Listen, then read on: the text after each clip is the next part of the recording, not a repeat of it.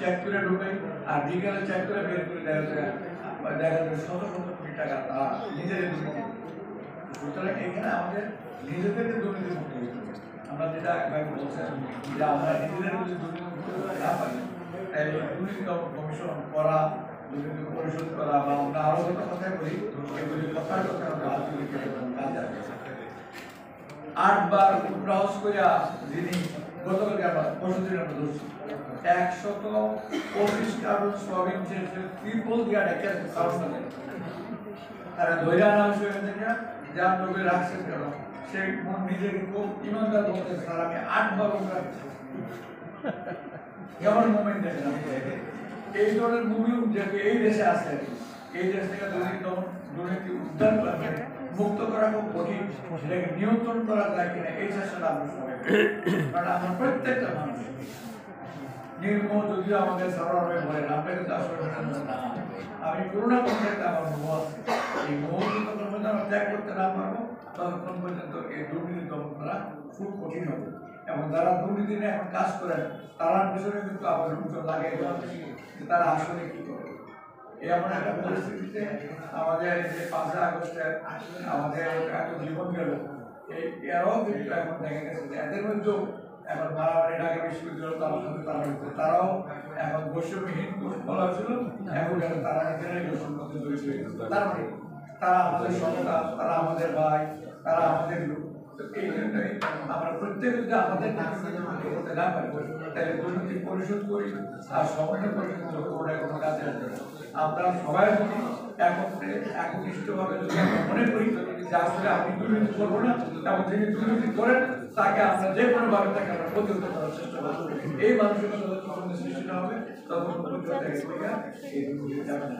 আমাদের যেহেতু আজকে আলোচনা সবাই আমাদের সম্পাদকবৃন্দ, ইলেকট্রনিক মিডিয়া এবং প্রিন্ট মিডিয়া বন্ধুদের সাথে তারা যদি কোনো পদক্ষেপ নেয় তারা আমাদের আন্দোলন যদি সারা বাংলাদেশে সহায়তা এটাকে মানুষের মধ্যে অ্যাওয়ারনেস ক্রিয়েট করার জন্য কাজটা এটা শুধুমাত্র আমাদের প্রিন্ট মিডিয়া বাইরে পারেন, ইলেকট্রনিক মিডিয়া বাইরে পারেন। আমি কেবল সাধারণ সম্পাদক হিসাবে তাদের কাছে অনুরোধ করবো যে আপনারা আমাদের এই বিরোধী যে পরিষদ আমাদের যে কমিটি এইটাকে আগে নিতে চান তাহলে শুধুমাত্র সাংবাদিক বাইরে আমাদেরকে সাহায্য করতে পারেন। কারণ আমার যতটুকু বিশ্বাস এই সাংবাদিক বাইরের মধ্যে অনেক ভালো লোক আছে যারা দুর্নীতি মুক্ত এবং দুর্নীতি তারা করেন। আমি আশা করি আমরা সবাই দুর্নীতি মুক্ত থেকে আমরা দুর্নীতি প্রতিরোধ করার জন্য চেষ্টা করবো। সবাইকে ধন্যবাদ। ধন্যবাদ ভাইয়া সুন্দর বক্তব্য রাখার জন্য। একটা ঘোষণা, আমাদের এই অনুষ্ঠানের অতিথি অনুপস্থিত স্বাস্থ্যগত কারণে আজকে সাংবাদিক ভাইদের উদ্দেশ্যে এবং যারা উপস্থিত আছেন তাদের উদ্দেশ্যে বলছি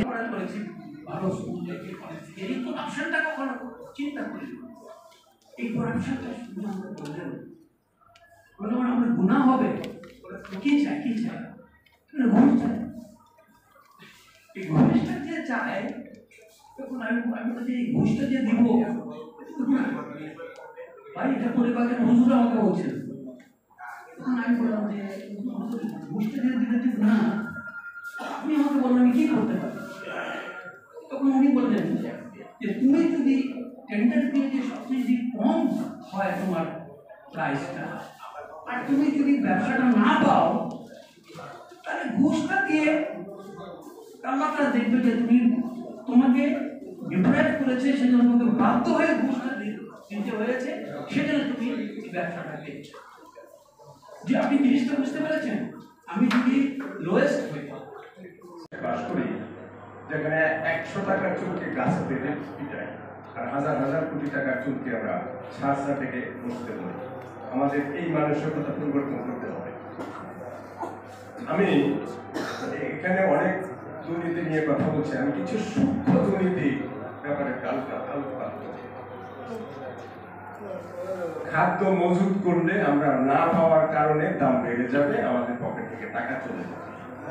কিন্তু খাদ্যে যদি ভেজাল তৈরি দেওয়া হয় তা একটা জাতি ধীরে ধীরে মরে যাবে। আমরা দেখবো খাদ্যের মধ্যে ভেজাল না দিতে পারি তাই এটা শেষ হয়ে যাবে। একইভাবে আমি যদি কিছু ম্যান পাওয়ারের কথা বলি, আমি যদি কিছু আমাদের বিজনেসের কথা বলি, কিভাবে একটা জাতিকে ধ্বংস করার জন্য সূক্ষ্ম দুর্নীতি চলতেছে সেটার একটা উপাখ্যান পাবে। আমরা এই যে ছোট্ট রুমে অল্প মানুষ, কিন্তু আমাদের সাংবাদিক বাইরে যারা এখানে আছেন তারা কিন্তু আমাদের অল্প এবং এই ছোট্ট কণ্ঠস্বরকে হাজার গুণ বৃদ্ধি করে সারা জাতিকে আমরা জানিয়ে দিতে পারেন। এটা হলো একজন সাংবাদিকের মহাশক্তি একটা আঘাত। আমি আশা করছি আমাদের এই কর্মতৎপরতায় আমার এই বক্তব্য আপনারা অনেক গুণ বৃদ্ধি করে এবং আমাকে এই ব্যাপারে সাহায্য করে অবশ্যই আইনি উঠে এটা করে দেশকে বাঁচানোর জন্য আমরা এগিয়ে যাই। ম্যান পাওয়ারের কথা বলি, আমি 3-4টা ছোট্ট অংশ কথা বলবো। ম্যান পাওয়ারের কথা বলি, আমরা বলে থাকি আমাদের 18 থেকে 20 কোটি মানুষ। পৃথিবীর ইতিহাসে একটা দেশ পাবেন না যে দেশে এতগুলো জীবন্ত শক্তি সারপ্লাস বা আমরা অন্যের কাজে ব্যবহার করার মতো সুযোগ আছে। আমাদের দেশে 10 কোটি লোক রেখে 10 কোটিকে বিনিয়োগ করতে পারি। মানুষ বিদেশ থেকে বা আমাদের দেশ থেকে টাকা বিনিয়োগ করে, আমরা কিন্তু টাকার বিনিয়োগে আমাদের ম্যান পাওয়ারকে বিনিয়োগ করতে পারি। আমরা কিন্তু সেই বিনিয়োগটা আমরা করছি না। আমাদের যারা নেতৃত্ব দান করে যে সংস্থাগুলো আছে বা যারা সরকার আছেন তারা অবশ্যই বিবেচনা করবেন একটা জায়গা থেকে আমাদের বেরিয়ে আসতে হবে। আমরা শুধু শ্রম বাজার করি শ্রমিক পাঠাবার জন্য, একবার আমরা চিন্তা করি না এই দেশটা কি শ্রমজীবীর দেশ না এই দেশ ইন্টেলেকচুয়ালের দেশ। আমরা কেন এই মানুষগুলি শ্রমিক হিসেবে পাঠাবো? আমরা তাদেরকে বিনিয়োগ করবো ইন্টেলেকচুয়াল বিশেষজ্ঞ হিসাবে। আমরা সেই ইনফ্রাস্ট্রাকচার কেন তৈরি করছি না?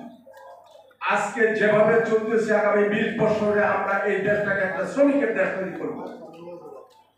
কিছুদিন আগে পর্যন্ত মানুষ রিক্সা চালানোকে বিব্রতকর হিসেবে পেশা হিসেবে ব্যবহার করত।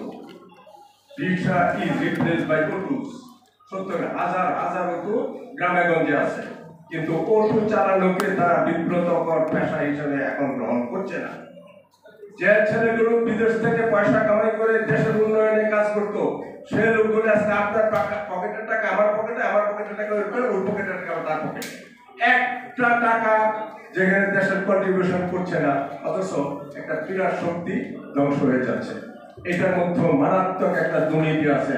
অটো যদি এভাবে থাকে আগামী 20 বছর পরে এই দেশটা একটা শ্রমিকের দেশে রূপান্তরিত হবে। এটা থেকে আমরা চিন্তা করতে হবে। একই সাথে ধরুন যে আমরা যদি প্রশিক্ষিত ভাবে এই লোকগুলোকে আমরা বিদেশে পাঠাতে পারি, তাহলে ধরুন 5 থেকে 10 কোটি লোক যদি আমরা বিদেশে পাঠাই সরকারি ভাবে, সরকারি পৃষ্ঠপোষকতায়, সরকারি খরচে, তারা ওইখানে বিদেশে যাবে। এইটা সরকারের জন্য করুণা করবে তারা, অথচ সরকার এই কাজটা যদি করে যে মাসে পাঠাবে তার 1 মাস পরে মিনিমাম $200 করে পাঠাবে। 5 কোটি বা 10 কোটি লোক যদি $200 করে পাঠায়, প্রতি মাসে $2000 কোটি আসবে। প্রতি বছর $25,000 কোটি। তাকে যদি টাকায় রূপান্তর করি তাহলে 30 লক্ষ কোটি টাকা। আমাদের বাজেট কিন্তু 7 থেকে 8 লক্ষ কোটি টাকা। আমরা কি সেটা পারি? পৃথিবীর ইতিহাসে কোনো একটা জাতি পাবেন না যে জাতিতে এতটা জীবন্ত মহাশক্তিধর ম্যান পাওয়ার সারপ্লাস আছে। আমরা তাদেরকে বিনিয়োগ করব পয়সার বিনিময়ে। প্রয়োজন হলে বিদেশে তাদের জন্য শুধুমাত্র তাদের